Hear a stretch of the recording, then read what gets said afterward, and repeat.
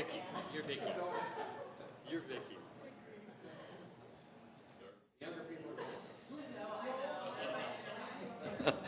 Okay, we're back with Committee of the Whole. We have 8 items. We'll go as quick as we can. The first item is project update on Opportunity Zones.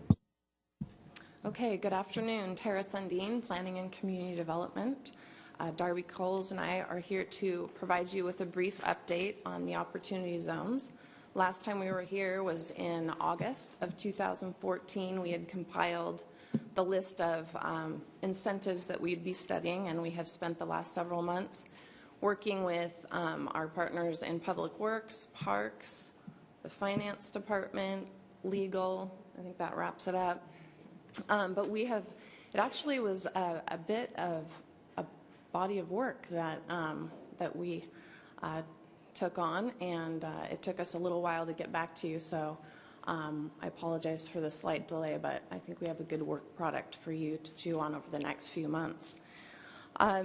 So you directed us to evaluate potential incentives for the urban villages, the adopted urban villages, as well as the infill toolkit and affordable housing. And employing incentives really is about rewarding decisions, rewarding actions, and in many cases rewarding risk that's being taken. And so this is about implementing our existing comprehensive plan. So we have existing policy. I know the plan is under review again, but urban villages and affordable housing and innovative infill forms are strong in our existing plan. So we've been looking at how we can use these incentives to minimize risk, to minimize the length of time to complete a process, such as a permit process, to minimize cost, both directly and indirectly. What can we legally do? So that's an important one in Washington State. Washington State does not provide incentives like some other states do, so we've got limitations there. And then, of course, which Brian Henshaw always helps us out with, what can we afford to do? That's been, we've had some very lively discussions. It's been great. Another one that we've really been thinking about is if we apply an incentive everywhere, it's really no longer an incentive. It's just normal course of business, right? And if we apply it too vastly, then we dilute our efforts. So those are kind of some of those challenges. And these are questions you're going to be asking yourselves and discussing with one another as well. So what we've done is done the research. We have a pretty good feel for what we can legally do, and we're going to be coming back to you with a set of recommendations for your upcoming meetings. And please keep in mind that these recommendations are to get direction from you. These aren't for your decision-making. This isn't a decision-making moment for you, but to get direction on which ones we should be pursuing. We have not undertaken public process yet, so this is going to be kind of the first look for you as well as for the community. And so I'm going to turn it over to Darby to provide you with an overview of the scope and a little bit more detail about what to expect in the next couple of work sessions. So you probably noticed that the recommendations aren't in your packet yet. We just want to keep the suspense building, but I do have a couple of little teasers for you today. Let's see if I can figure out how to do this. Stop camera. So as Tara mentioned, we really looked at breaking down the different incentives between urban villages and citywide, and because it is a large body of work, and because some of the incentives could apply in different ways, our recommendations could apply, we want to be really methodical about how we go through this with you, which is why we didn't unload a whole packet and start asking you to sift through it. We want to make sure that it's really organized. But what you will be getting in the very near future, Tara mentioned that we went through and put together a summary sheet of not only existing incentives, we kind of cast the net and gathered everything that we knew that we had in place that could be considered an incentive now, and started analyzing and evaluating whether it's working or if it could work better.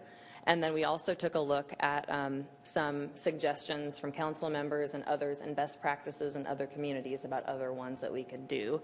And you'll be getting a packet that has a sheet for each one. Here's an example. This one is the Special Evaluation Historic Tax Incentive Program. And so they're all organized like this. They have a title, and then the regulatory authority with a link to either the state RCW or the local ordinance that directs how we can use it.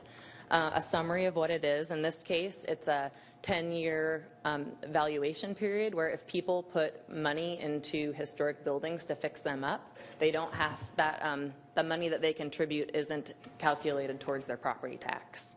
So it's something that's already in place, and we talk about how it works, both at the state level and the local level. So for example, with special valuation, the state requires only National Historic Register listing. The local ordinance also requires that it be listed on the local register in order to get that tax exemption. We provide a couple case studies. As much as possible, we use local case studies.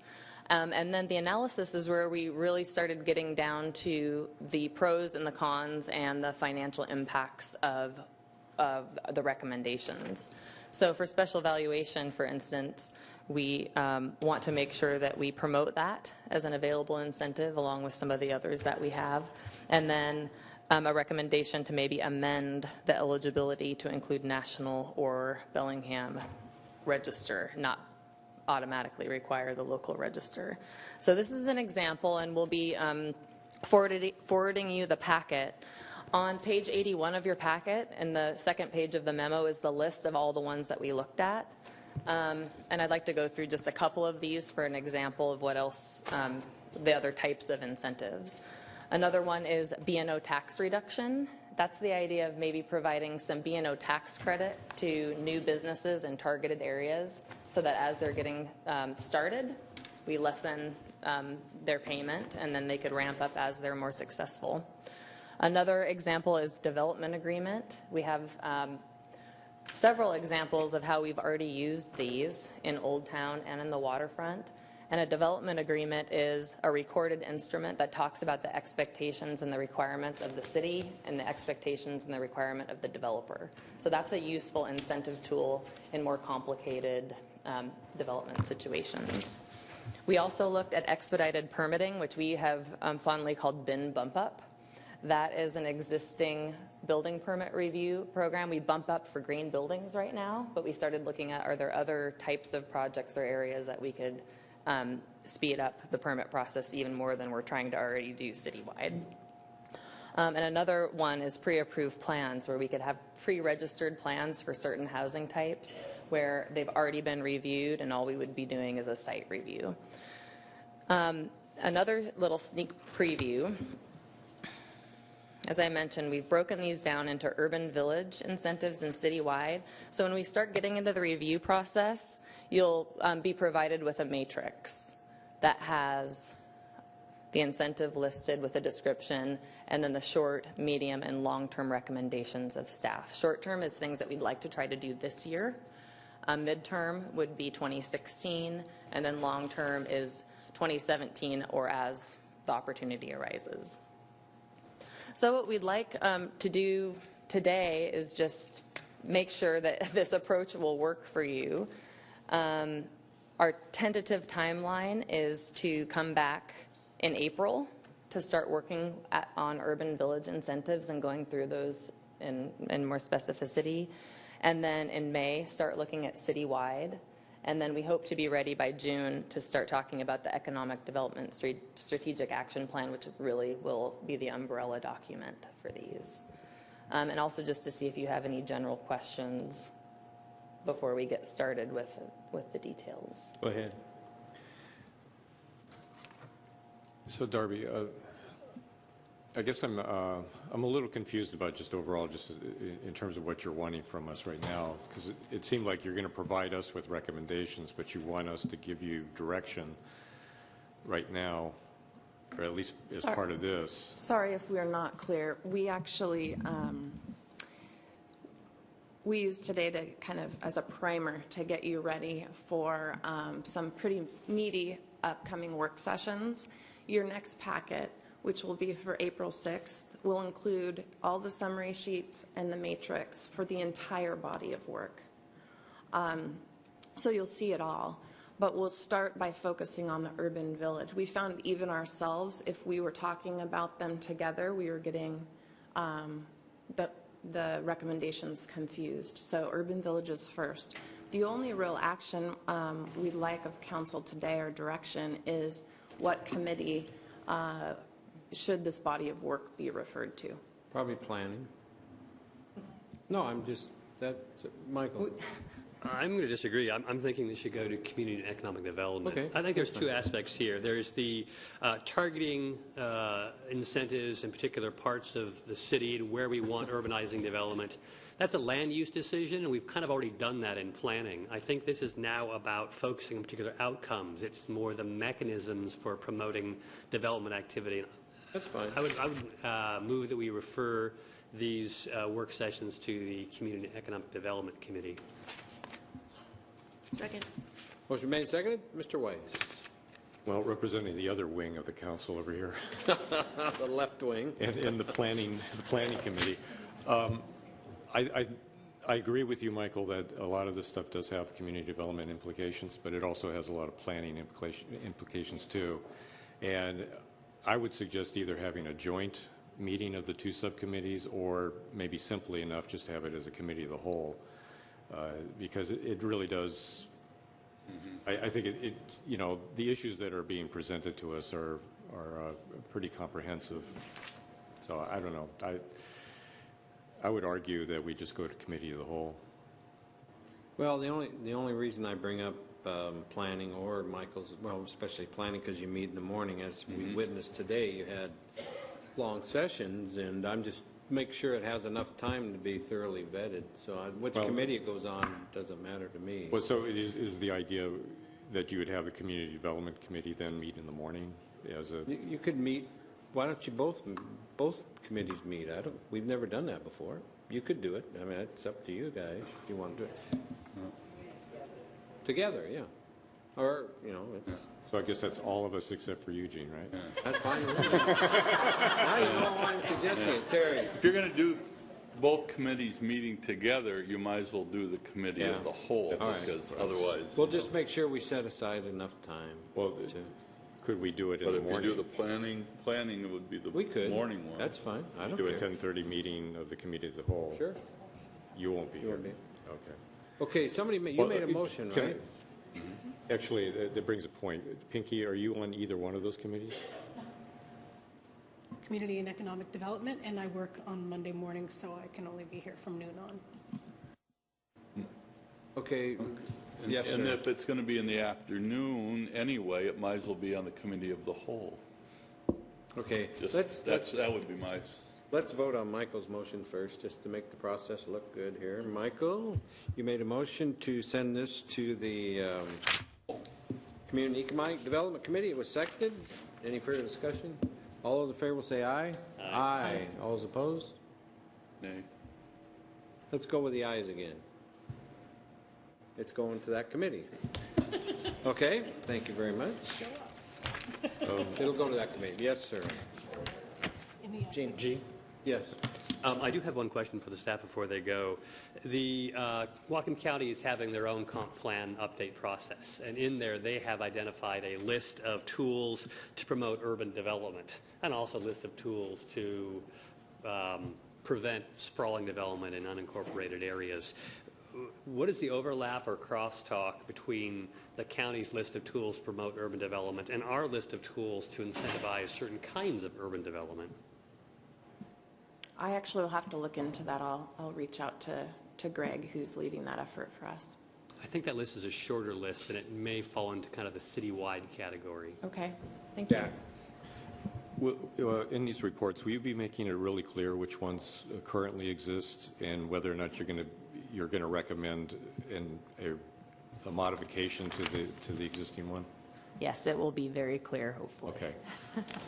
Great. And I'm a little confused about the term, because you're using citywide, but then you were arguing at the very beginning that we shouldn't be using we shouldn't be doing things citywide. Is there another way, I guess for terminology purposes, like special use incentives or whatever it might be, that might make more, at least the semantics of it might be a little clearer as to what it is. Just to be clear, when we're referring to something citywide, it's because it's a use type. So it's about the toolkit, for example. Let's say we're talking about an ADU that could go in many different areas within the city, but it's about what it is versus where it is, which is Right. like an urban village. Like a But special we'll use. explore some different language. Okay, thank you. Okay, thank you, ladies. We will now go to the next item, which is an ordinance establishing fees for rental registration. Mr. Rick.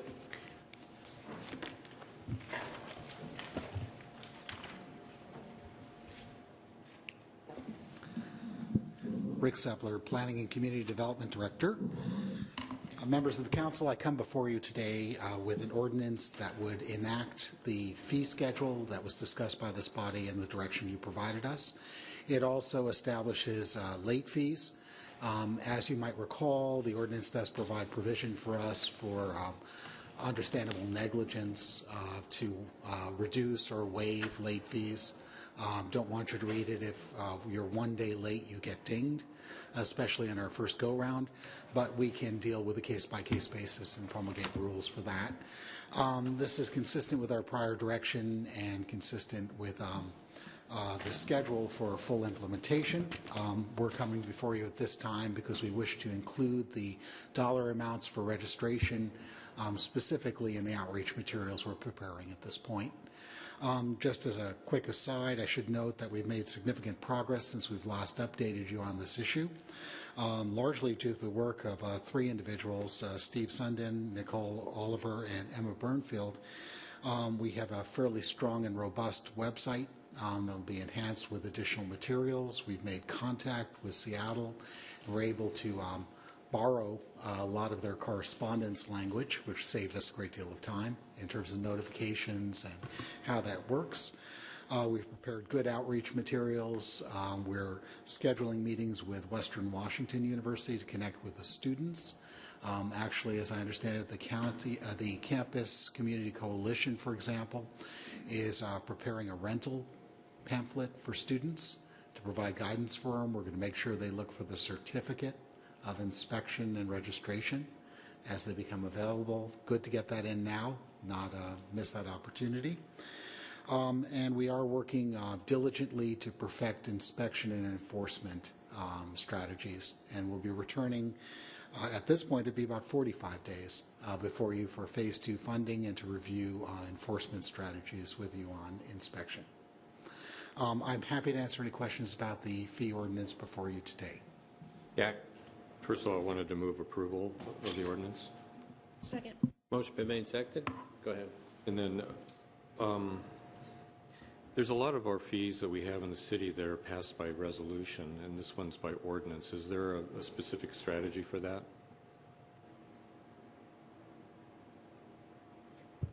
Peter Rufados, Legal Department. So in this case, because there's a certain amount of enforcement associated with this, in some other cases you might have a park fee associated with park use. This one has some enforcement elements to it, so I thought it was appropriate to do it as an ordinance.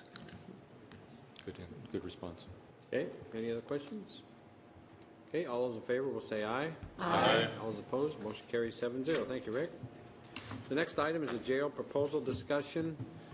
Last Wednesday night, we had a special meeting of the Bellingham City Council, Sheriff Bill Elfo, Whatcom County Executive Jack Lowes, their staffs, our staffs, and we had a rather lengthy discussion, and at the end of it, we came up with a series of questions, but the main one today is, because we'll be meeting on this more than just today,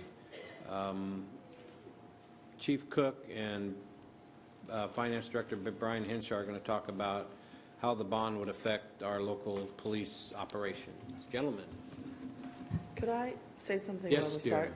Because we were in the mayor's boardroom when we did this. Yes. And so I just like to make it very clear that we do believe that, I believe, I'll speak for myself, but I heard it echoed through the committee members, council members, that we do believe there needs to be a new jail with a more efficient, effective, safe, and cost-effective operation. The question is how that gets paid for. And Peter has some information to just give you the background on the different taxes that the county's talking about using. And then there was also a grid that's available to talk about options that Brian's going to go through. So we have a little bit more baseline information about how it might affect, what we need to consider that may affect us. Terry. The issues that came up at Wednesday's meeting wasn't just, it was, yes, we need a new jail, but it's not just how it's paid for, it's what it pays for Right, as well. that's part of Is this it area. just the construction of a jail but I want to make that part clear because it didn't get televised, and I'm really upset that it didn't because there were great issues and great questions that came up about those kind of things, and that we didn't get answers for. And I guess that's the question I have right now. Is there any county staff The county staff, here? the county staff will not be here today. They will be Wait a willing minute. to. Yes, we knew that, and the reason we're discussing this today is because Chief Cook brought up several issues, and we're going to get those answers today, and then we'll be doing this 2 or 3 more times before we pass And anything. the- And I also want to say, on the television end, City Hall, we could not be in this room that night. There was logistical problems, so I made the decision to go along and go ahead and do it in the mayor's boardroom. So that's how that happened. So there was no reason other than that. And Terry, Right. because of the questions you're asking, which are absolutely the questions I've been asking and others have been asking, that's why we want to get the facts down first as far as your options about how it could work, and then listen to the concerns that Brian and Chief have. Right. I just assumed somebody from the county would be here to hear the concerns, but They Is told when us, they- told us ahead of time they couldn't. well, I knew Jack couldn't. I didn't expect Jack to be here, but I did expect. Okay, why don't we let but them that's make, okay. we're not going to spend all afternoon Right. on this. Why don't we go ahead and let them make their presentation, and we can ask questions. Go ahead, Peter. So to start off, Peter Raffato, Legal Department. What I'd like to focus on real briefly are just some of the fundamentals in terms of the revenue sources that are being discussed. And so in taking that moment, I want to look at basically the 2 different types of sales tax measures, that one existing and one that's being proposed, and what are the sort of attributes of those.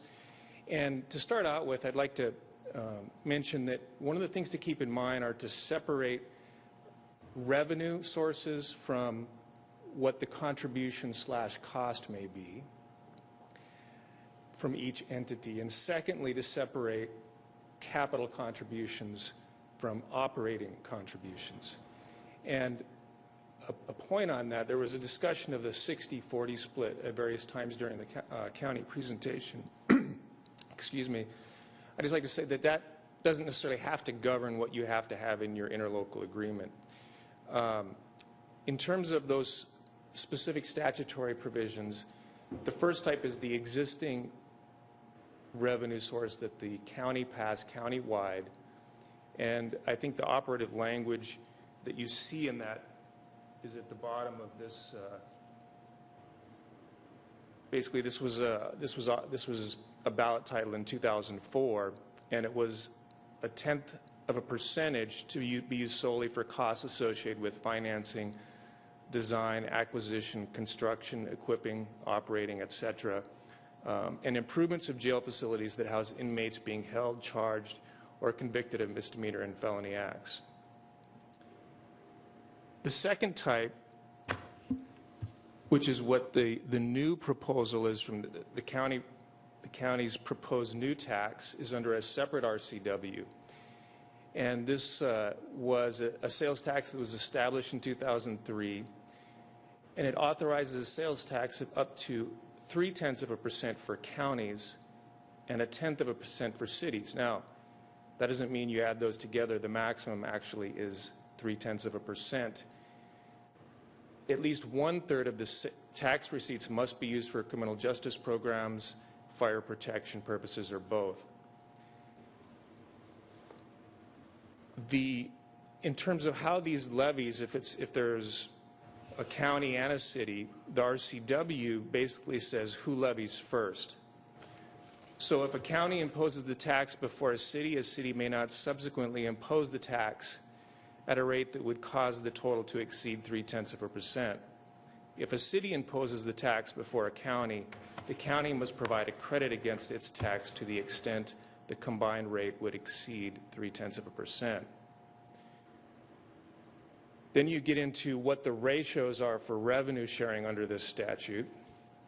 If it is a county levied tax, then the county retains 60% of the revenue and the remaining 40% is distributed to the cities on a per capita basis. Again, that's just what the statute provides for. Once you get into agreements about that, that's subject to the agreements of the parties. If it's a city levied tax, the city retains 85% of the income and 15% is distributed to the county. Countywide, we've already used 0.1%. The county has levied that for EMS purposes. So that leaves 0.2% available to the county. The city has not levied 0.1% that it could under this statute. Then you get into the interlocal agreement, and that's where, I do want to make a note under revenue sharing. The statutory revenue sharing ratios may or may not reflect the usage rates of facility users. And that's where you get into the interlocal agreement. And you may, by interlocal agreement, agree to share those revenues differently than the ratios in the statute. For example, in the EMS context, the county levied the tax. All 40% that go to the cities actually go back to the county by interlocal agreement. Skagit County has a different arrangement for its jail facility. And the arrangement that Whatcom County proposed also has an arrangement that doesn't ultimately leave the revenue going back 60-40. There's a contribution by the cities back to the county. I just want to kind of go over some of the basics of that statutory scheme. And I think Brian has some more specific information on the financing aspects.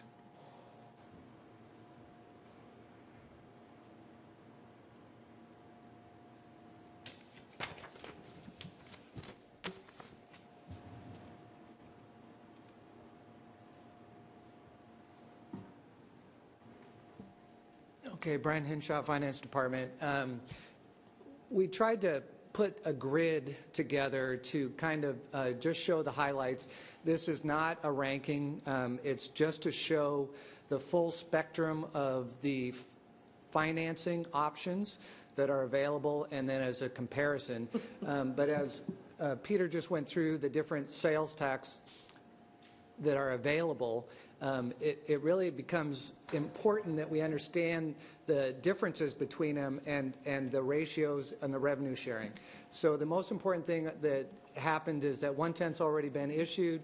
There's only 2/10 left. If the county issued them under their proposal, it's a permanent proposal. The proposal is that 2/10 would go towards the jail forever. Now, it did allow us to opt out of the agreement, but it doesn't allow us to opt out of the tax. So that's an important difference. But I wanted to go through these. The county proposal is on the far right. We've come up with some other options. And again, to separate the revenues from the actual utilization or contribution is also important. So you'll see up there the existing 1/10. I put that the same. That's already been levied. It's the county gets all 1/10 of that percent. And so for all four of these proposals, we've left it the same. The all-inclusive proposal on the far left is one where we said, you know, what if we just gave the county all of the sales tax, all 3/10 of the sales tax that was available, and said, you guys are responsible for the jail, all of the medical costs, all of the capital, and we would just be out of it. That would be a simple way to do it, and it generates, 3/10 would generate about $10.5 million each year. The utilization option is a different proposal, which would just be, we issue the 2/10 sales tax, and as Peter alluded to, some of the uses are based on use, so the daybed use would be on actual prisoners that each municipality has and the county has. They would pay into that fund, and then if there is money over and above the capital cost of the bonds that are going to be issued by the county, they would refund some of that money back to each municipality based on population. So again, it's the county's proposal is to base it on population, the refund portion anyway, rather than utilization strictly. The hybrid is even more of a cross. We came up with this one just because of the nuances, the differences between the different sales taxes. As Peter said, if the county issues the tax, they keep 60%. The other 40% is based on population, is then distributed to the cities. But if we issued the tax, or if all the cities issued the tax, we would keep 85% and only turn over 15% of the county, just based on the revenue. That doesn't mean that we couldn't contribute more or a different amount based on our use of the jail, or if we chose to contribute more. But it is an important difference, because this, in one case, would be permanent, or we could do it towards the life of the bond or the life of the agreement. The county is similar to the utilization. It's based on the 60-40 split, and then uses population. As the population changed over the 30 years, that proration would change based on population. The next line I put on here is term. I've talked about it a little bit. The county came out with a permanent proposal. We've talked about a different proposal, which would be the life of the bond. So that's a different permutation of any or all of these agreements. And then the per diem daybed costs. Again, this is based on use, although it does differ on how you apply the revenue sources to it. All of the municipalities pay on actual usage based on the numbers of days our citizens that are arrested or in jail. They also split them. If there's warrants from Ferndale and from Bellingham, then that would split the cost. So that's one of the other things. And then medical. Medical is a very large expense now. These are prisoners that are portions of society that may have not had medical care, may need medical care. There's MERS, they're in a close confinement, so medical costs are going up each and every year. And then the last portion that we talk about here is the capital contribution. So under the all-inclusive, again, we said we're going to turn over all of the sales tax revenue that could be generated. The county would then have to make use of that based on what they can build with that amount of money and pay for the jail costs and the medical costs. It might not be enough. We're aware of that. The utilization and the hybrid methods would be based strictly on the population use of the jail facilities. We currently are about 15% of the jail facilities. All of the other entities, except the county, make up the other 15%. That's approximately 30% of the total. And then the county has about 70% of the total utilization of the facility. And then the county's proposal, the difference there again is based on population rather than on utilization. So those are kind of the main differences between all of these proposals. Now, again, we're not ranking them. It's to show a spectrum. We want all the information out there and to try to keep track of all the nuances. Any of these agreements would take additional time to negotiate. There's a lot of moving parts. For instance, the 1/10 of 1% is already being issued. So if we agree with the way they're using it, we can just do that, and the current agreement would just be going forward. The term needs to be weighed carefully. Is it just for the life of the bonds or 30 years, or is it permanent? So all of these things have other things that would need to be considered and also negotiated. But we did want to put this out there. Okay, Chief Cook, go ahead, and then we'll open it up for questions. As I mentioned, on Wednesday evening, the vast majority of the concerns that I have and the police department have are operational in nature, and for me to cover all of those in a limited time span would be difficult. But I want to focus on two primary areas, but with one overarching comment, and that is if the full 0.3% were to be utilized, my concerns are what are the future impacts on the City of Bellingham's ability to fund public safety initiatives in our own community, particularly if this is a tax that's into perpetuity, that has no limitation, such as bond life. And I believe on Wednesday evening I discussed some of those issues. One in particular that's of serious concern for me, and I think it's not just police, but fire and other operations within the city, is the need for our radio system to eventually be replaced. And I can tell you in a county that's much smaller than this, Clark County, where I worked, the replacement of that system was $100 million. So I think that's kind of gives you a reference of that type of a project, how huge that would be.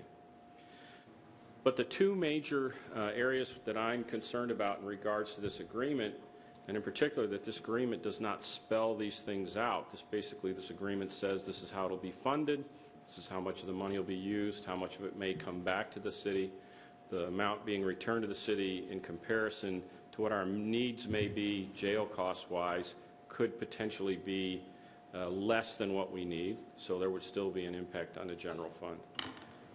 Two of the areas that I would like to see some further detail in particular are in regards to booking.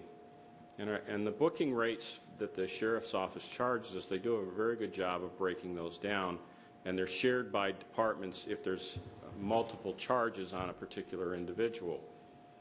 However, one of the points that the Sheriff's Office makes with the move to Ferndale is this new facility is going to make that system more efficient, that they will have additional booking windows whereby when an officer brings an arrestee in, the booking process can happen quickly. And currently on day shift, the average is about 30 minutes. Not unreasonably long, but that's the average. On later shifts, it's more than an hour in some cases, meaning that instead of our officer being out of service at the jail in the heart of Bellingham, we are in Ferndale. And I would like to see some guidelines at minimum or requirements at best that dictate how long that booking process is going to take. And I think if the Sheriff's Office can do it in a much more efficient manner, then we should be able to identify some standards or benchmarks that we could use so that I could have some assurance that the number of times our officers are out of service, about 1,900 bookings a year, they're not out of service any longer than they absolutely have to be, and they can return back to our community. The other area of concern is bed rates, and that's the rate that's charged to each jurisdiction for their arrestees for a full 24-hour period being housed in the jail. Currently, that calculation is done on a very broad set of numbers. It is not broken down into the per-day cost based on simple things, in my mind. What does it cost for meals for a day? What does it cost for laundry for a day? What does it cost to clothe that prisoner for a day? To give me a way to account for the costs for that service. Because frankly, even though it is a jail, we're paying for a service. I would like to see some greater accounting on how that's broken down, and if we're going to agree to this type of a long-term, minimally 30 years or longer, that we have some assurances that those bed rates will not escalate at a higher rate than we can afford. So there would have to be some controls on what that cost would be, say over the initial contract, if that's what we choose to do, that I believe should be consistent with our biennium budget process. And so a contract doesn't come up in the middle of a budgetary period. It's more in line with our planning. And that it establishes some caps or maximums of amounts that rate can go up per year during the life of that agreement. Otherwise, the police department in the city cannot budget properly. We cannot plan forward to absorb those costs. I think those two areas are the most critical for me currently and for my department. There are many, many others. There are impacts on the city's courts, which I'm not the appropriate person to address, but there's already been discussions about what those impacts could be. However, not that I'm endorsing one funding method over another, but if one of the methods does not require us to be concerned with medical billing, daybed costs, and booking costs, then those concerns that I just described to you are no longer an issue. They are part of the overall agreement that that's the service will be provided by the county for the funds that we provide for the program. Okay. Questions or comments? Again, no decision will be made today, and if I remember last week, Terry, you brought up the fact that we probably won't be voting on it until the county council takes an initial vote on it whenever they do too. So, Michael. Chief Cook, I talked to Sheriff Elful about the bookings issue, and he said he didn't want to have redundant booking facilities, one out at the jail and one still here in Bellingham. That redundancy was a problem. But on pressing him, the real redundancy issue is not the physical facilities. There's a mobile booking van. It doesn't take much physically. But what's required is extra personnel. One person doesn't do booking. It's a group of people, for safety reasons, who manage the process together and watch each other and watch the person being booked. But in talking with him, it became clear that there were peak times when booking was heaviest, and I suggested to him that maybe during those peak times there might be satellite booking facilities that are available in Bellingham. In other words, rather than redundant booking at all times, just during peak times. And I think that might address your concerns. When the booking times gets greatest, that's when we have local booking capability.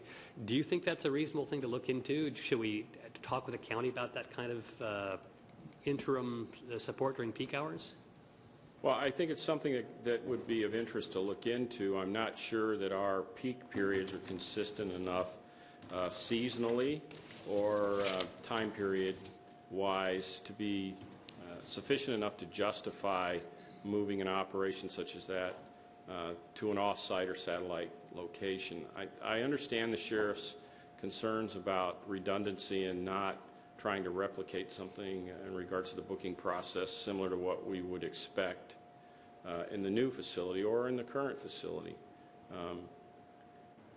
But I am concerned that no matter what we do, no matter how we do it, that we receive some assurances that there will be, let's call it a booking standard, whereby I can anticipate my officers not being tied up beyond a certain percentage of an hour or time period, because we still have to take into consideration beyond the actual physical booking of the prisoner that there's the increase in transport time now to consider going from Bellingham to Ferndale.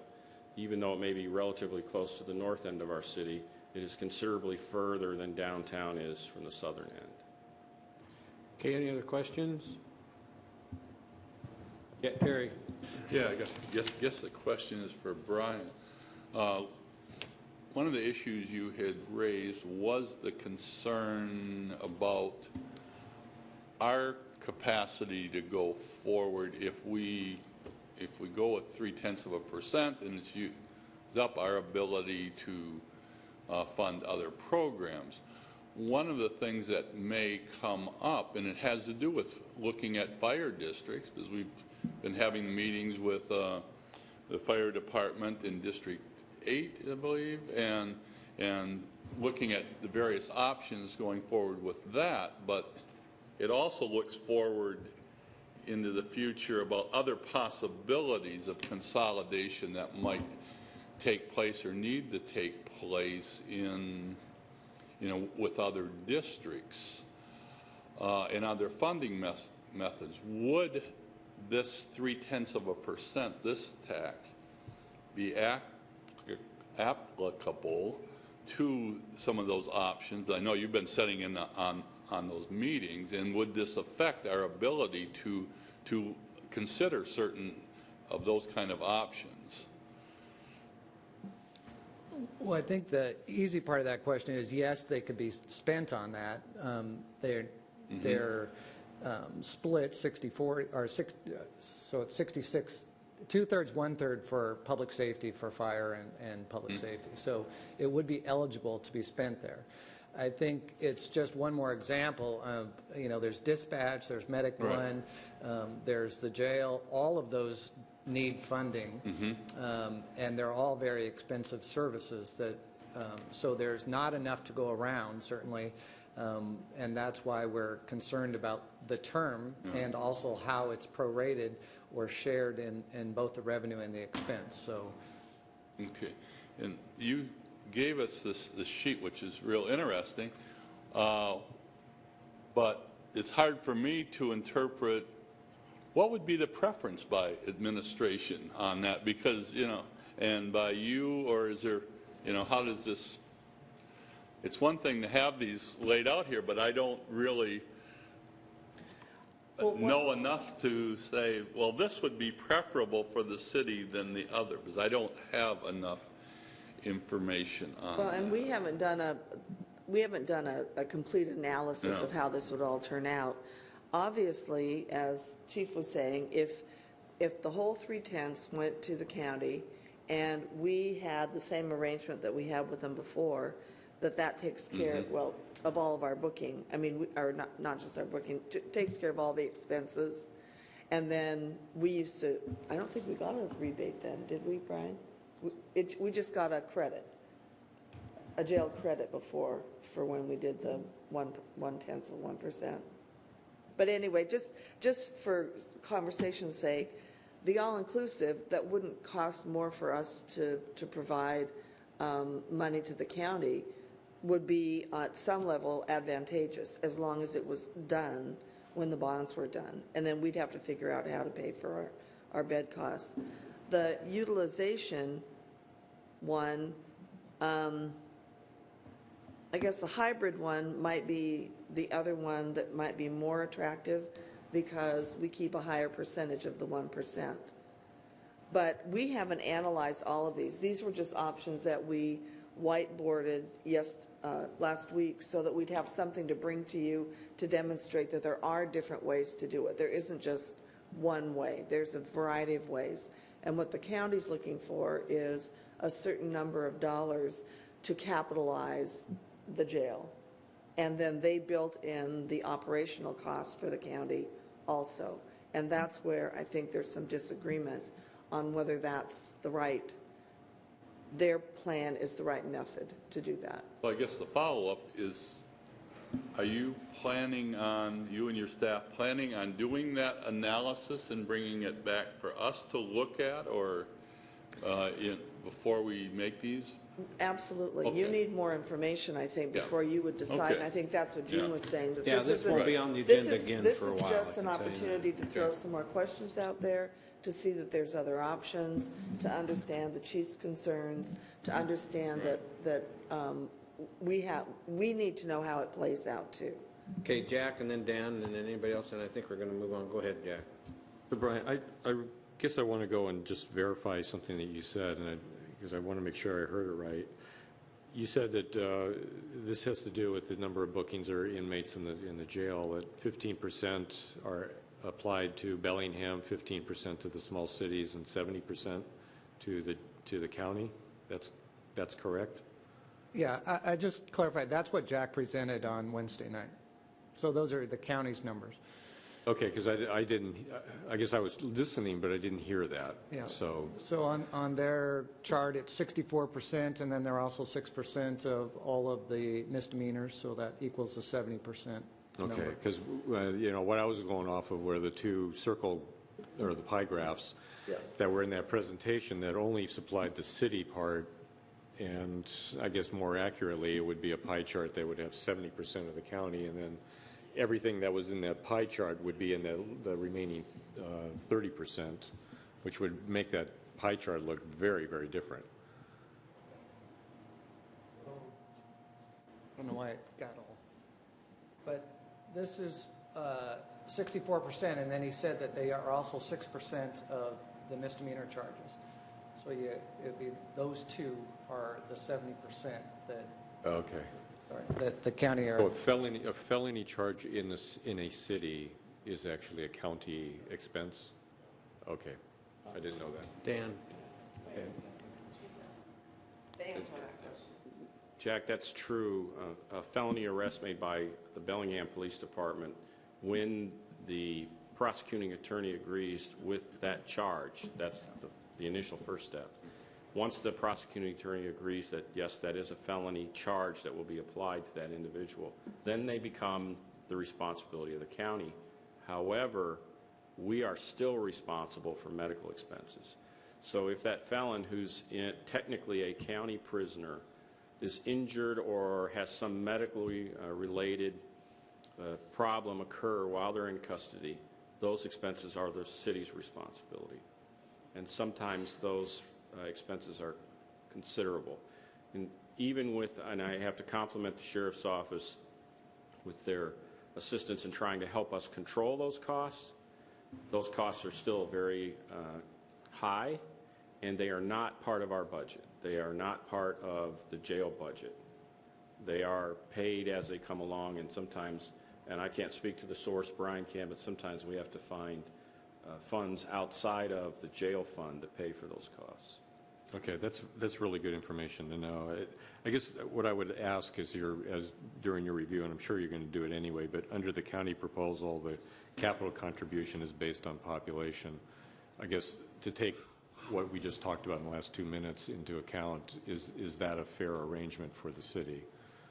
You know, as you analyze this, you know, based on the bookings, the felony issue, the felony misdemeanor issue, you know, is that a fair representation for the city, or you know, are we being taken advantage of here?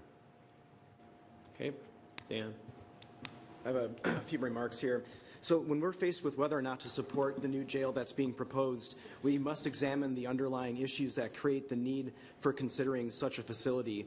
There are two primary drivers or causes for this: drug and alcohol addiction and mental health illness. Since the presentation by Executive Lows last week, I've done some research, and I'd like to share some of my findings.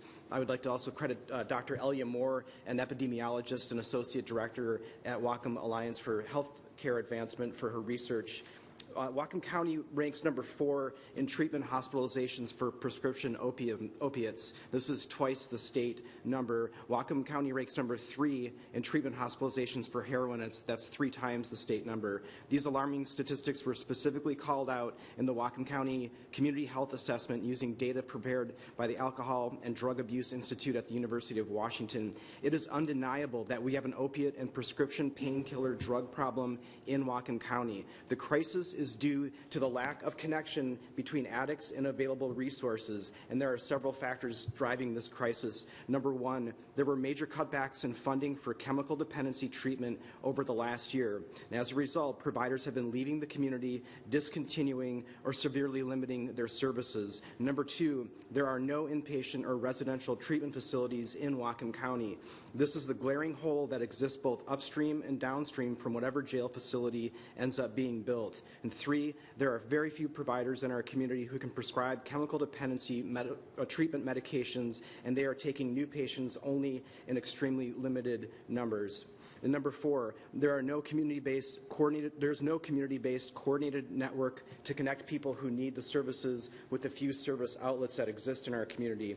And looking further at the local evidence, the Whatcom County jail system is a major provider in health care for our community.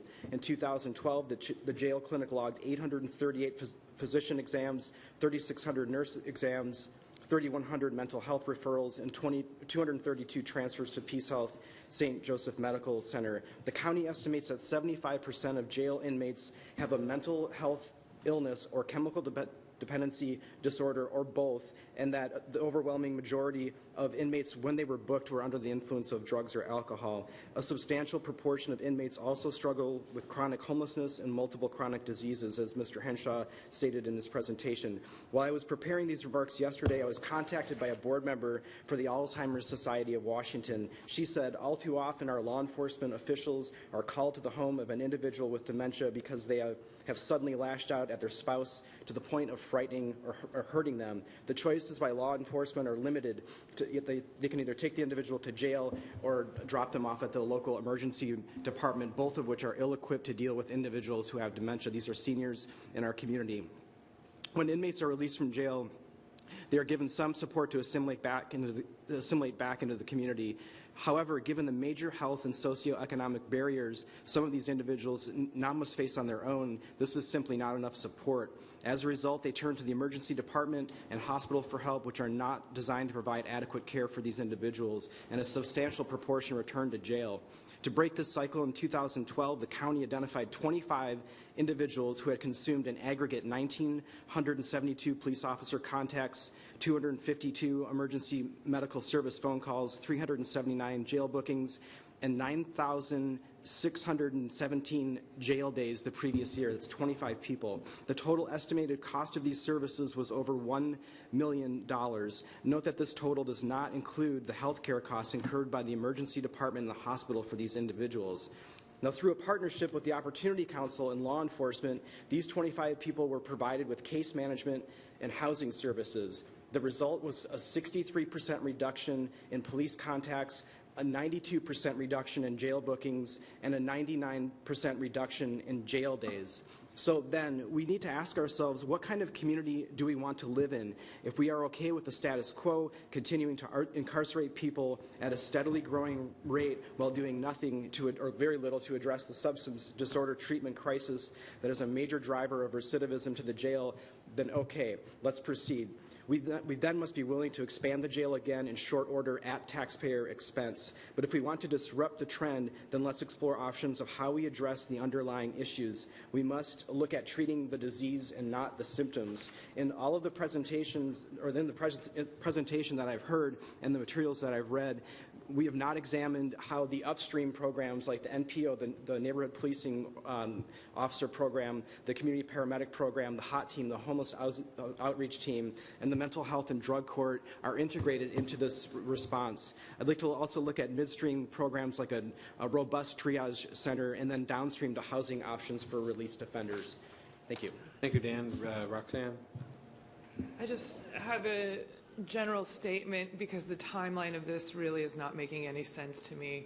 I'm really glad that we're looking at how this would work best for our city. I think that's the work we really need to be doing. But I feel like every other city involved in this is doing the exact same thing right now. And how we think we're going to be able to negotiate this and get a plan that is straightforward enough to convey to the full Whatcom community to try to get a positive vote by the primary election is insane to me. Okay, one more, and then we're going to move on. This is consuming way too much time. Go ahead, Michael. It will consume some time. Well, we have more meetings. In a different meeting, I guess yes. one thing is I appreciate what Dan was saying about treating the disease and not the symptoms. And several years ago, the city had a capital facilities task force. And one of the principles in there is for our capital decisions, we need to make fully informed decisions. And one of the principles was to understand the drivers of a capital project. In this case, as Dan has said, one of the drivers for capital projects has to do with the mental health status of some members in our community or the drug abuse problems that are in our community.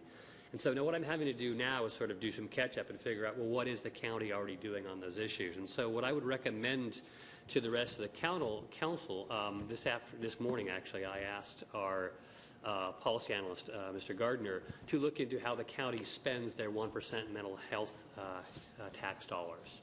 So several years ago, the voters approved some mental health tax dollars specifically to be used at addressing social service issues in our community. It brings in approximately $3.9 million a year. The county spent last year more like 3.5 of that. It's a broad range of things, the sorts of programs, I think, Dan, that you're talking about, and you want to make sure that they're sufficiently scaled to address the problem. There are jail psych services being supported. There's opiate interventions being supported.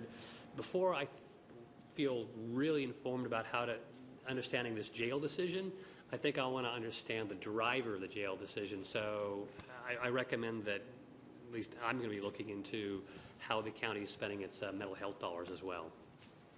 Okay, yes, go ahead. I think it would be a good time, because Dan brings up all the issues that we discussed so thoroughly at our Community Solutions Group, where we're talking about public health and safety and how we get to the prevention and the treatment rather than the incarceration and the revolving doors at hospitals and jails. So I'd like to make sure that that's part of the city gets credit, all of you, for the investments you've made this year with WAHA, with the HOT team, and all those things to see how we can expand. And then with the things that we're doing that are more important to me than locking people up, then we need to look at the truth is we're still double booked. And we are not going to be able to do the mental health beds ourselves or the treatment beds, and that's why I spend time in Olympia asking our state legislators to reinstate some of those beds and funding so that we can do what we can do, but we can't do it all. So I agree with you 100%, Dan, that we need to look at the root causes, and I want to give this council credit for having set the stage to do that. Thank you. Okay, thank you, Mayor. Thank you, everybody. This will be brought back at a later date. The next is a presentation on Access Bellingham Training Program. Brian? The other Brian?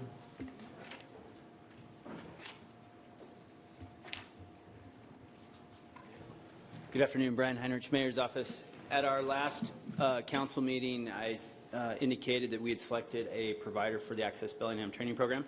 I'd like to introduce Arrow Johnson of EJ Visuals.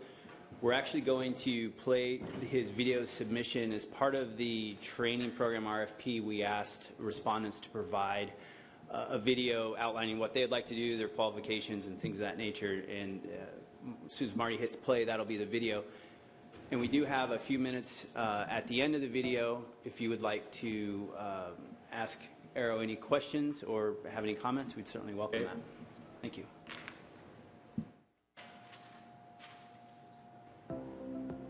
Stories. Stories can entertain us. They can teach us new things. They can help us share ideas and knowledge and values. They can bring together people who might never have met. Across time, across space, stories bring us insight into new ways of thinking and new ways of looking at the world. They give us an opportunity to connect with people we may never have met, and take a look at the world through their eyes. Stories can help build a strong community. Hi, I'm Arrow Johnson, and I'm so excited about creating a video training program that will allow our community to share their stories through Access Bellingham. I've been working in video production for many years. I've worked with many of the organizations in Bellingham, creating videos to help them share their ideas and their message, including the Allied Arts, the Maritime Museum, North Sound Baykeepers, and resources. I'm a regular contributor on Northwest Indian News, where I'm able to visit tribal communities around the area and help them tell their stories. I've worked on commercial projects as well as fun narrative films.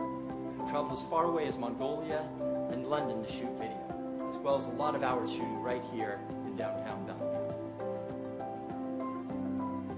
One of my favorite experiences was organizing and teaching Camp Hollywood, which I did for several years.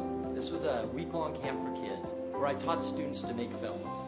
I was responsible for organizing the class, marketing the class, filming classes, as well as developing curriculum and teaching the students. If you have any interest in seeing young people chasing aliens or attacking zombies, you can check out some of the work on YouTube by searching for Camp Hollywood in Bellingham. Part of this training program will also be a partnership with the Allied Arts. I've been partnering with the Allied Arts for many years. I think this partnership is going to be absolutely tremendous to bring together the knowledge and experience that I have in producing videos and training future video producers with the resources that Allied Arts has, with all that Access Bellingham has to offer. I think we have a chance to create a really tremendous video production training program. Thank you so much for watching this video, and I'm really excited to share more of my ideas and find out how we can work together to create just a world-class video production program here in Bellingham. Thank you. Thank you. Nice video. Any questions or comments for, what's your name again? Arrow. Arrow Johnson. Jack? Arrow, under this proposal that we have here, what do you see as a capacity of training sessions or people that could get trained in a particular amount of time? Yeah. Is my mic's on? Thanks. We're still working out all the details, but what I see right now is students or participants will have a chance to take one of two tracks. We have room for, they're going to be 8-week sessions, and we'll have room for 10 people per 8-week session who will actually be able to become member producers, I'm calling them right now. And they'll have a chance to have additional access to equipment, to education, and to create programming for Access Bellingham. Now, along with those 10, there'll also be visitors in the class, and I'm not sure what that number will be capped at, but let's say another 10 or 15 people will be able to participate in the program. But as of now, as I see it, there's just not enough time and equipment to put more than 10 people per 8 weeks. With that said, other people have a chance to participate, just not have the same access to the equipment and additional resources. Do you have studio space then? We don't have studio space. We have, right now we're working with the Allied Arts to create an editing suite, so we'll have an editing office. Then the classes themselves will take place at the fireplace room in the courthouse. Okay. So that kind of maxes out how many students we can have. I just have a little comment. I think I've conveyed this to some members of the administration already. Apparently, I mean, it may be a surprise to us because we've known about Access Bellingham coming online for quite a while. There are still members of our community who, when they see Access Bellingham on BTV10, they don't understand that's supposed to be independent content, independent from the city. And that's what this program is about. Not the city, other people learning how to produce their own content. So I just want to say, to anyone listening, to tell all your friends, Access Bellingham really is a separate program, not run by the city, independent content. And I think that's still a challenge we have to get that message out, that Access Bellingham is supposed to be independent of the city. And what type of videos will the students be producing, and what ages are the students? The type of videos participants will be producing is entirely based on what their interests are. So someone might come in and want to create, a narrative short film. Someone else might want to do a cooking show. Someone might want to create a talk show based on issues around Bellingham. And as to ages, I'm not sure yet. There's a lot of, it seems like there's some opportunities for youth that exist already, and I don't want to keep any one group out of it. I do want it to have an adult component to it, certainly. I'm not exactly sure how we're going to work that yet. A lot of this stuff is just, we're just at the formation organization stages of this, so there's some questions that haven't been answered, that's for sure. Thank you. Thank you. Yeah. Arrow, quick question for you. So let's say we have 30 people apply and only 10 spots. How do we decide who gets to go? Right now I'm thinking of it as a first come, first serve. And then we'll move people to a waiting list for the next spot and the next spot. There will be a total of, if I'm doing my math correctly, 40 spots throughout this to end this year of actual member producers. And then an additional 40 plus spots of people who are visitors who want to learn, who want to produce content for Access Bellingham, but like I said, may not have access to the equipment just simply out of limited amounts of equipment.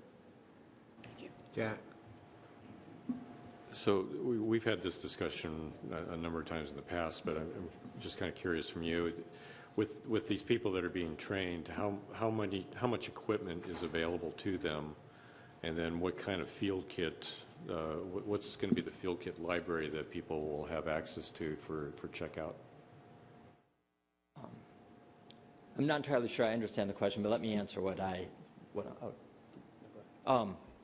so we're having, right now we have 2 field cameras. They come with tripods and audio gear and everything you'd need. Well, not everything you need, but a good start of what you might need to go out and create your program. We also have a studio camera available for projects that are created within what I'm calling the studio sessions. This is actually there's a lot of pieces to this. So there's essentially 2 field kits, and I think right now we have 5 editing computers that we're going to be able to use. Okay. So a couple of field kits, an editing suite. Does that answer your question? Yeah, I guess I'm looking down the line a little bit. If we have 40 graduates from your program at the end of the year, are we going to be short on equipment because everybody's wanting to produce something? So one of the things we've talked about previously is that if there's demand, if it's going that direction, we'll certainly come back to council and ask for more funding. So, it's still, I think to Michael's point, it's still a new program. It's still a pilot program in that regard. We're, incrementally building it to hopefully, that would be a good problem to have, right? That the demand is greater than we can accommodate. And if that's the case, we'll certainly come back. So right now, you basically got two field kits in a Studio One, and as they check it out, you probably will be kind of ratcheting the amount of time that they can actually keep the field kit so that others can use it, right? Yeah, it's sort of like a library checkout type of thing. Right. As Brian said, and I think you're mentioning that certainly could potentially be an issue. There's the field kits, as I see them, will go out for 3 days, roughly. That gives a full day to actually produce the video, and there's 2 of them. So that's how the numbers come down. I will say also, though, that the amount of time you actually need the camera is only a small part of the actual time to produce the video. It's a significant time, but there's also pre-production, there's shooting, there's the time editing, and preparing deliverables, whatever else that one might need. But yeah, that would be a nice problem to have. Is this so busy that Thank you. we run out of Any other cameras. questions? Thank you, gentlemen. Thank you. Thank you. Good video. The next is a 2014 truncated financial review.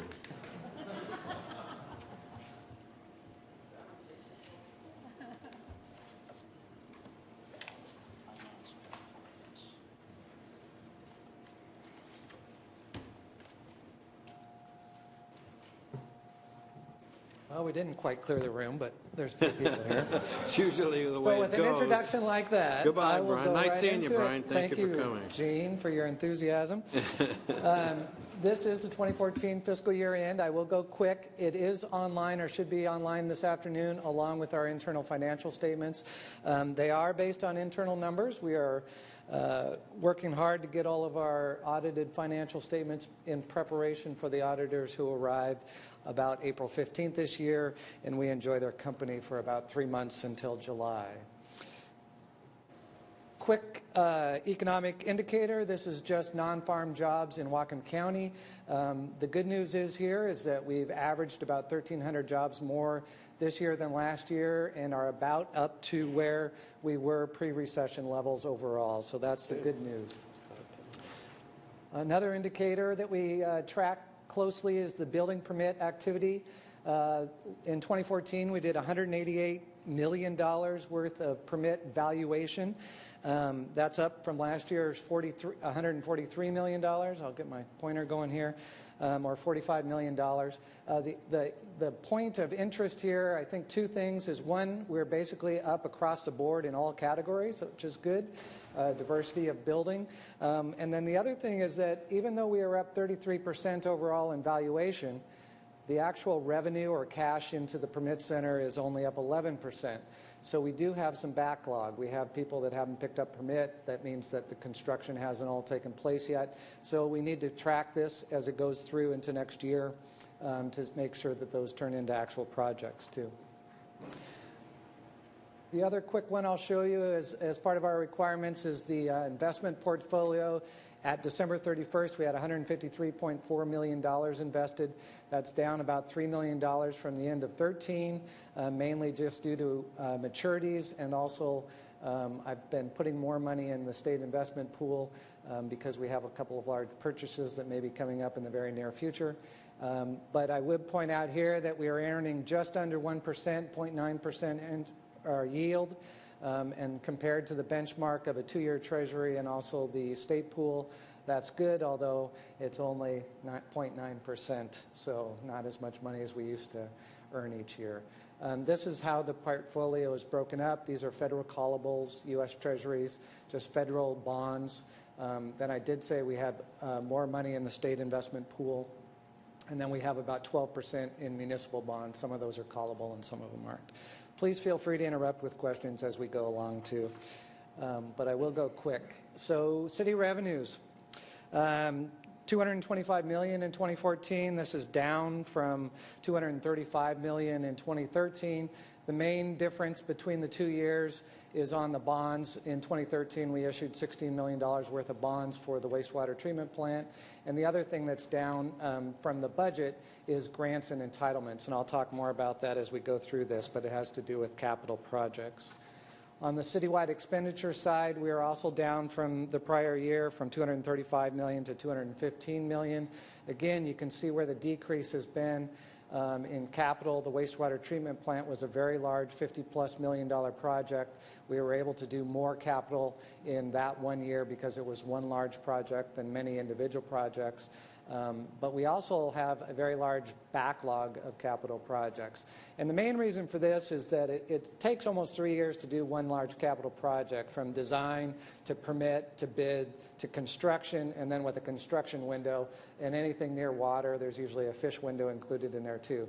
So in a normal year, we only do about 35% of our capital backlog. So that's a normal thing. This year, that's about where we ended up at 35%. The other one I'd point out here is two things under planning and hearing.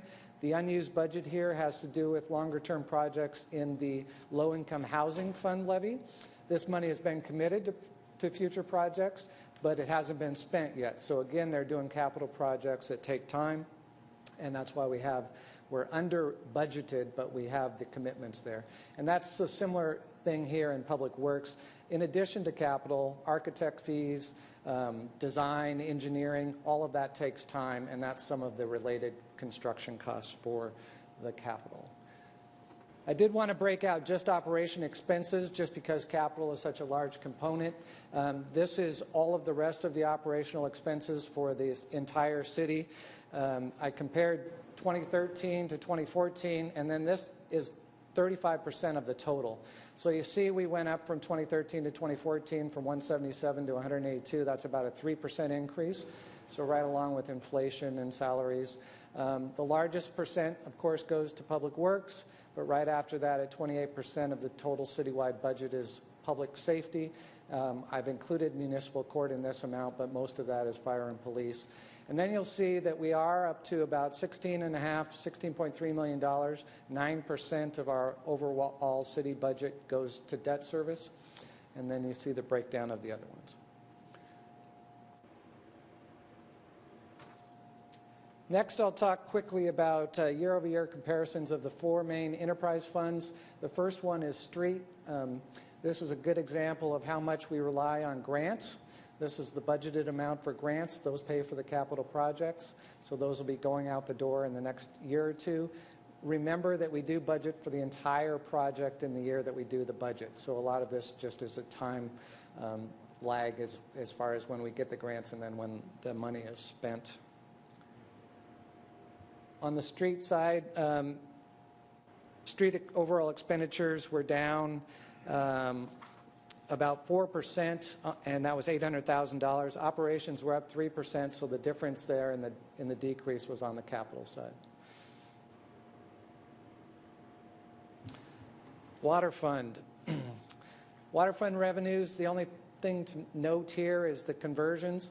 As you see, we're going from unmetered here in 2014 and 2013 to metered. We converted about 2,500 more households last year at January 1st, so we're about halfway through that project that has to be done by January 1st, 2017. Water fund expenses were $23.5 million. This is an increase of almost $3 million over the prior year.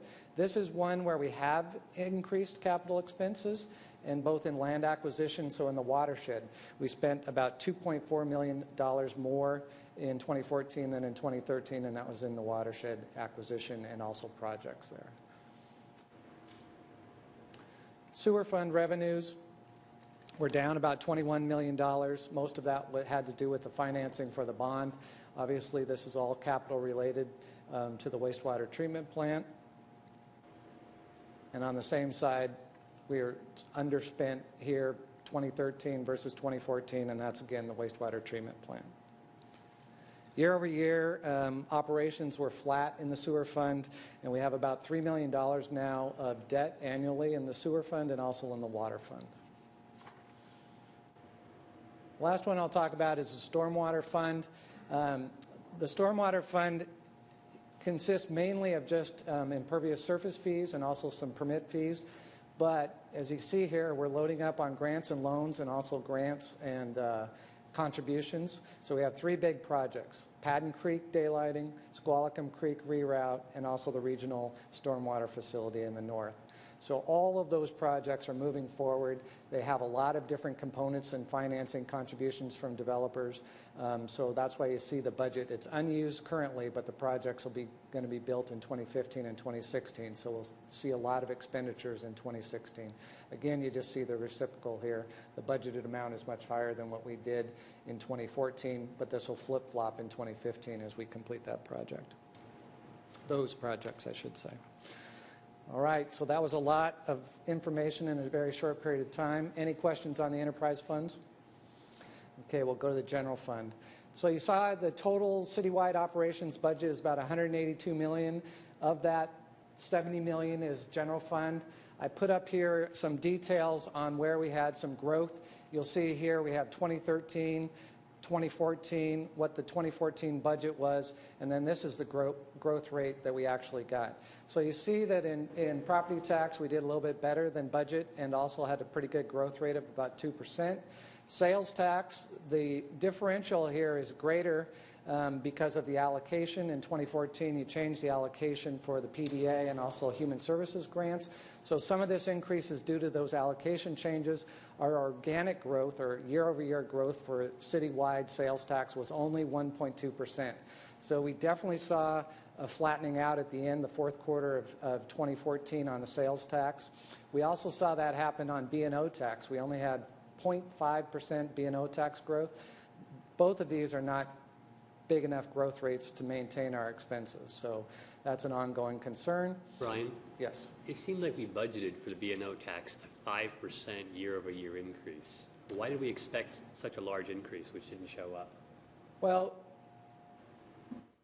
we had been seeing better growth rate than this, so we definitely did not achieve what we had budgeted, both in sales tax. At the end of the year, it flattened out and then decreased, so we ended up at very small ones. And we've started the year at a very slow rate, so it's something to be concerned about. Obviously, the Canadian dollar, has decreased in valuation, so border traffic and the Canadian shopper is at least related to that. It's hard to know how big that impact is. I'm going to talk about sales tax on the next slide, and you can see the industries that are impacted by that the most too. So it is a concern. I guess I'm concerned why our estimate was so far off. I do know all throughout the recession the B&O tax wasn't tracking with the sales tax, and it was often to our confusion that it would be down when the economy was recovering or flat when the economy was recovering. Here we expected it to be up, but again it was flat. Yeah. I don't know, B&O tax seems to be difficult for us to predict. Okay, I will take that. I will say that overall we did very well. We're about $500,000 on $70 million. So the important thing is that we're diversified and that the forecasts work in concert so that if one is off by some. The other place where we're below budget, but we had growth of 3.2%. So on utility taxes, a lot of this has to do with the weather. We had a very mild a year ago winter, and then we also had a very mild fall. So utility taxes are below budget due to weather constraints. So all of those are factors. You're right. I talked about that.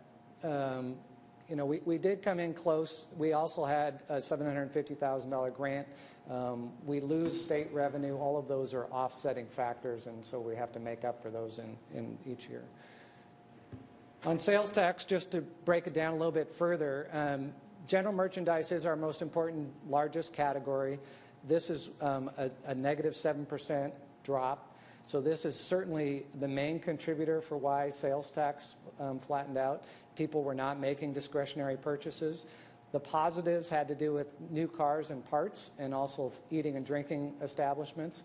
So people still had discretionary money. They were going out, they were buying cars, but a lot of people chose not to make discretionary general merchandise cards. The large retailers across the board in Bellingham just about were down. So it's not concentrated in any one store, but certainly in the industry of general merchandise. The other big one that decreased is construction. This is a 17% decrease in construction on sales tax. This is a comparison in general fund expenditures between 2005 and then 2014. The main things are salaries and benefits continue to grow as a proportion of the general fund. All of these are flat or decreasing from 2005 to 2014. Salaries and benefits were 68% of our total expenditures in the general fund in 2014. I also have to point out that this is artificially low because we had 9 unsigned contracts at the end of the year. So if anything, this is going to go up. We don't increase pay until the contracts are signed, and then we will have retro pay. So it's a delay. It doesn't avoid the payments. Another way to look at it is the type of services that were provided for that same general fund expenditures. And you can see here again, for the most part, they're flat or slightly less than what we did in 2005 for all categories except public safety. So what we talked about earlier today is very important here because this is where our dollars in the general fund are going and where the shortfalls are going to be in the future. So overall, the general fund, $69.9 million of revenues. We had $69.6 million of expenses. So right off the bat, we're at about $250,000 of balance. That's the good news. Next month, I'll bring to you the reappropriation request. And for the newer people on council, that is where we bring forward requests from the 2014 budget into the 2015 budget. That's for projects that were half done or half complete. So the biggest one in the general fund has to do with the fireboat. We had a grant for $750,000. We've been making progress payments on that project. We're about halfway done of the $1 million, but there's $1 million that needs to be brought forward into the 2015 budget. So right now, they haven't been reviewed, but there's about $1.2 million of general fund requests that need to be taken into account. And then I mentioned the 9 unsigned contracts at year end. I put out a real swag number on what that might be when they're settled. Now, there's no guarantee that they're going to be settled in 2015 either, so we'll see how that goes. We've settled 1 contract since the end of the year, and we're close on another one, I can tell you that. But that's another additional cost that needs to be budgeted for. And then B&O refunds. We have 2, one very large and another pretty large request here that go back for 4 years. Both the finance department and legal department are working through these requests. I hope that it will be less than this, but I put in a reserve amount of about $220,000 that we need to be aware of that I would be coming to you for authorization if and when those are settled. So how does it look over time? This is the general fund deficit since 2005, 2006, 2007. This was the last year that we had a budget surplus really in the general fund. The recession hit. We've been making progress slowly to come back out of that. These peaks where we ended up just in slight 2011, 2013, and 2014, like I just mentioned, have more to do with it being pre-reappropriation and if there was any retro pay. Unfortunately, when a retro pay happens, it usually results in this. So in 2012, we had a retro pay for fire. It takes it down again. So a lot of this is just timing. The expenses don't go away, as I mentioned. They just get postponed for a little bit of time. Trends, what we need to keep our eyes on. Flattening growth. I mentioned sales tax and B&O tax. Both of those end of the year, very slow. They're starting out a little bit higher. We're at about 1% on B&O tax for January and February and about 2% on sales tax. Neither one of those are at fast enough growth to sustain it. We had 9 unsigned contracts, as I mentioned. Expenses continue to outpace revenues. It is a structural problem. It's not going to outgrow by waiting. We need to be prioritizing and making good decisions as we go forward. That's it in a nutshell. I went really fast. If you have any questions. Okay, thank you, Brian. Anybody have any questions? No. Thank you, sir. All right. Okay, item number 6, consideration of a resolution expressing concern about the content and process of adoption of Trans-Pacific Partnership Agreement. Is that you, Michael, or is that Mark? Mark or Michael? Well, I'll let Mark introduce it. This is something that was suggested by members of our community. We asked Mark to look into the TPP and how it might, what issues it might raise that we want to weigh in on. So, Mark, Okay, Mark. Good afternoon, Council. Just wanted to provide some general background to the resolution that's in your packet. There's also a memo that summarizes some of this information, but just to quickly go over that and answer any questions you might have. As you might have guessed, I've read all the thousands of pages of this treaty in the last couple of weeks, and so I've memorized it also. But at any rate, I did go over quite a bit of background in short order. The memo, as I mentioned, discusses a lot of this, and particularly starts with a general focus, but focuses on more on the portion of the Trans-Pacific Partnership that may affect domestic policy making. Just as general background, the U.S. joined the negotiations in 2008, and the current negotiations include 11 other Pacific Rim nations.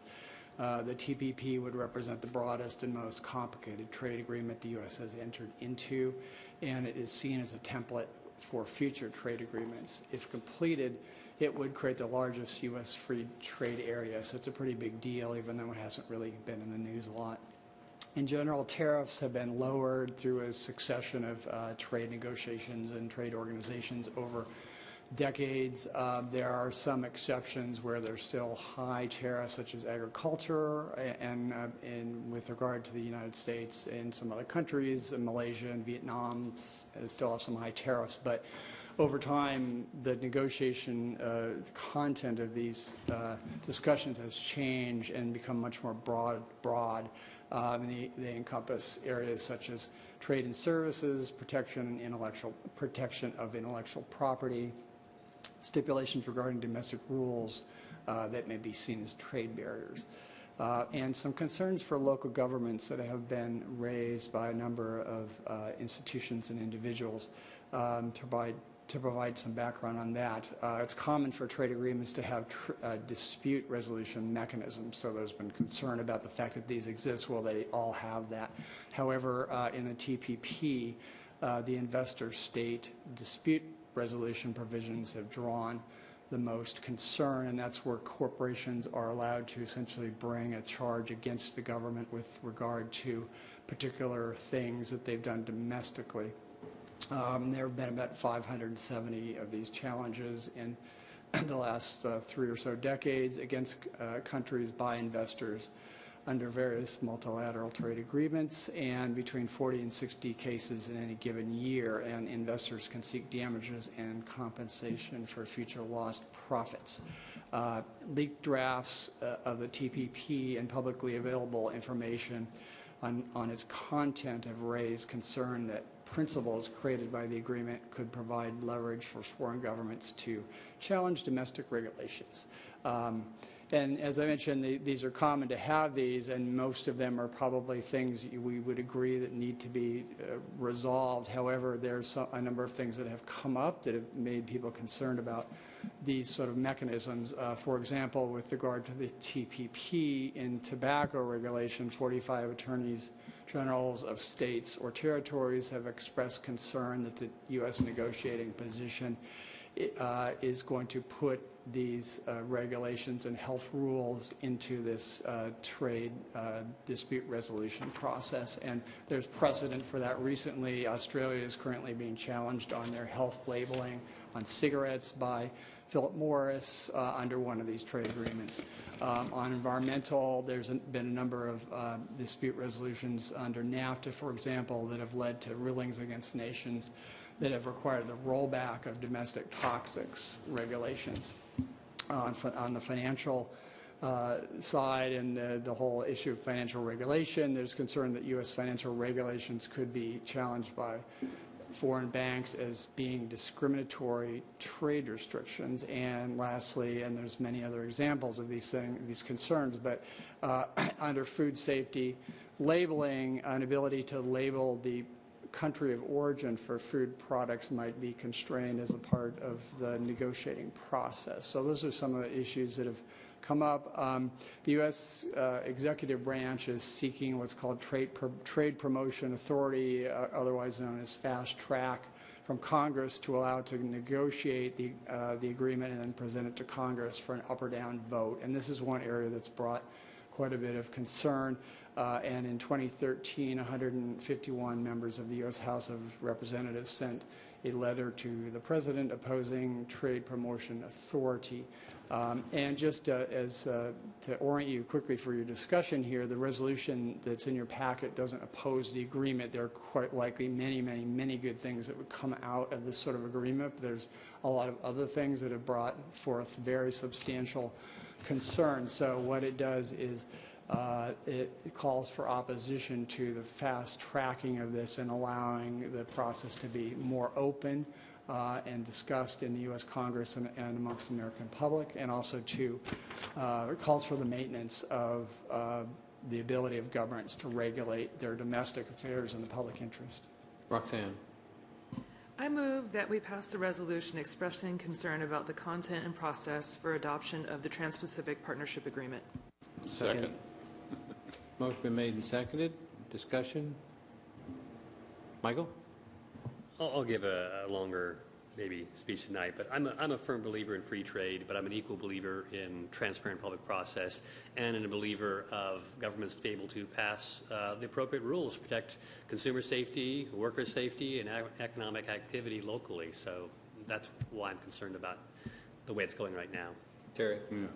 I also believe in opening trade markets and things, but I don't believe in trade agreements like this affecting our ability to protect worker rights and environmental rights, and that issues with different international companies can affect our ability to regulate our own environment, our ability to protect worker rights, our ability to do a lot of different things, which this does. NAFTA, we've already seen what happened under NAFTA. There have been effects of that.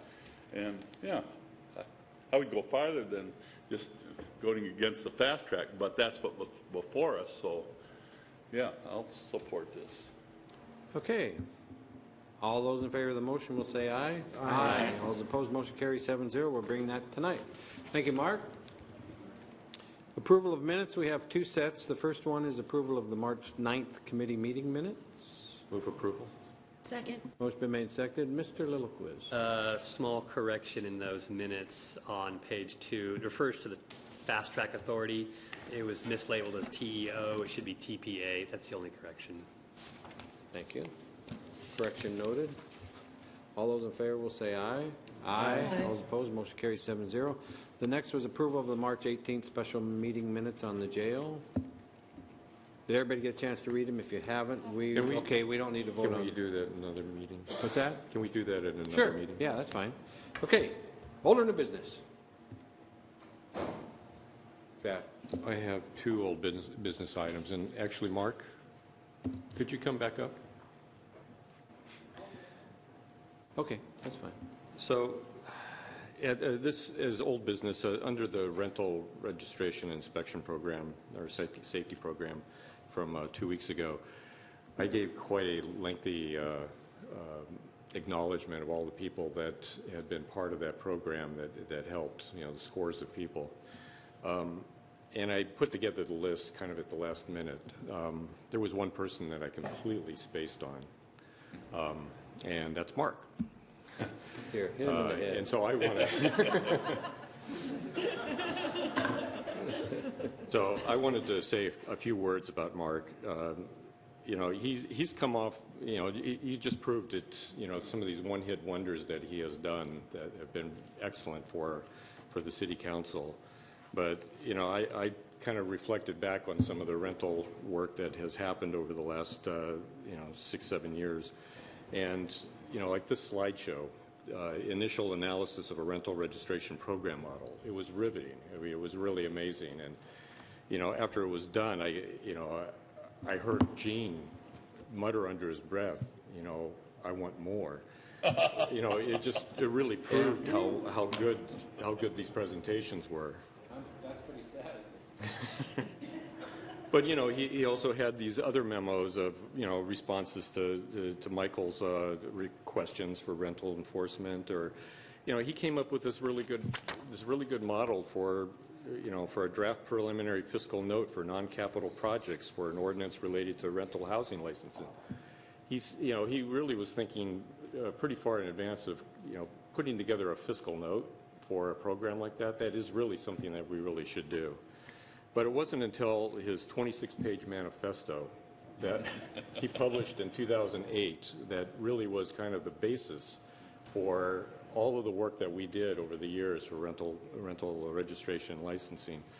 And, you know, if you go through it again now, it's really, you know, it's a piece. It's really amazing, and I really thank Mark for doing that.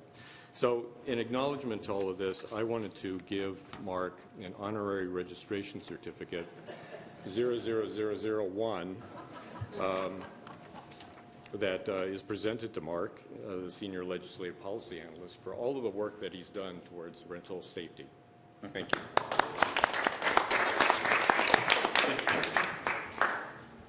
think he's got to live with you, Jack. And I hope that $8 fee doesn't apply to me. Yeah. Thank you very much. You have another item, Jack? Yes, I did. I wanted to bring up, this is old business from just a few minutes ago of the jail discussion. We did receive a request from Joy Gilfillan about whether or not the Restorative Community Coalition could have some time with the council to talk about some of the work that they're doing about jail alternatives, or alternatives to jailing.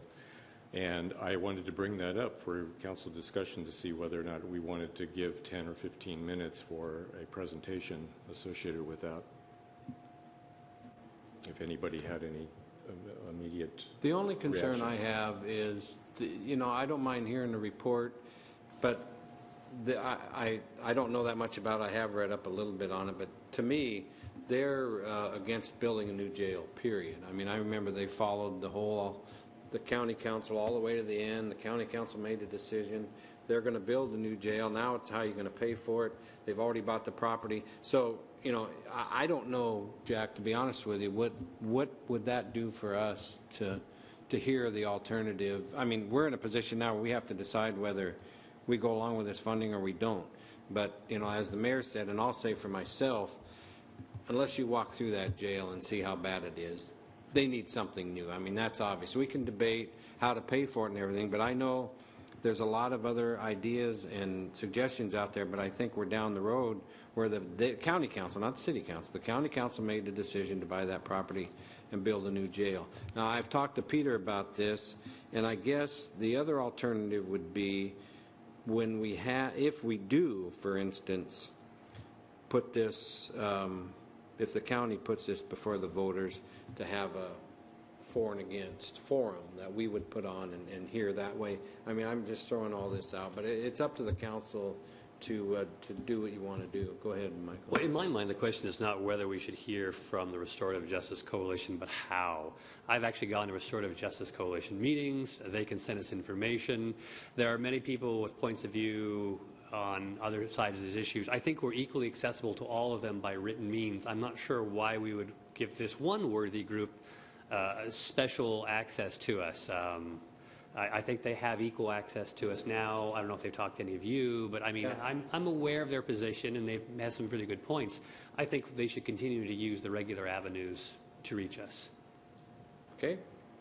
Okay. Yeah, I just wanted to find out what the overall thoughts were. Anything else under old or new business? Okay, the mayor's going to give us old or new business tonight. By then, it'll be real old. He'll give us she's not even listening to us. Look, you see.